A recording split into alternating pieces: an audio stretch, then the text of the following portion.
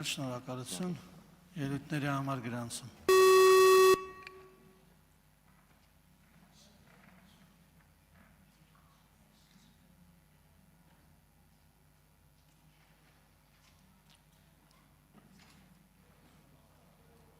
Արթուր Խաչատրյան։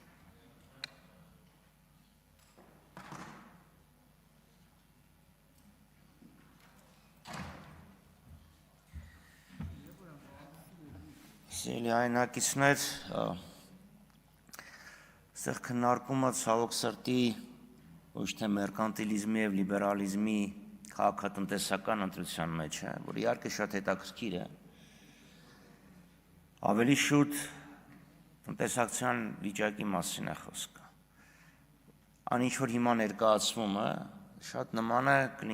ցեմենտային կլինկերի թուրքերի փոփոխությանը։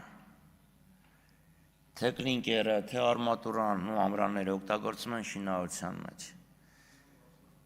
Թուրքերի բարձրացումը մի նպատակ ունի։ Փոքրացող շուկայում ապահովել տեղական արտադրողին, եթե շուկան լիներ մեծ եւ ընդարձակվող, տեղ բոլորի համար կլիներ։ Բայց քանի որ շինարարությունը չի կարող անվերջաճել,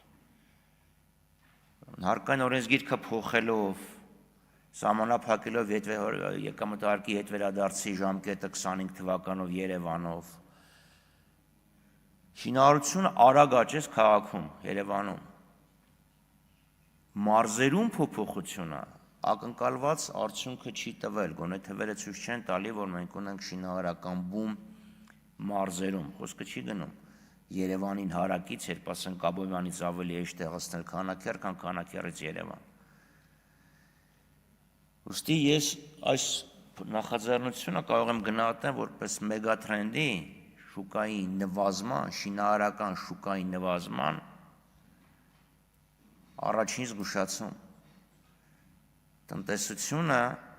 տնտեսական աճը, որի մասին վաղ խոսեն եւ դիֆերանբներ կձոնեն,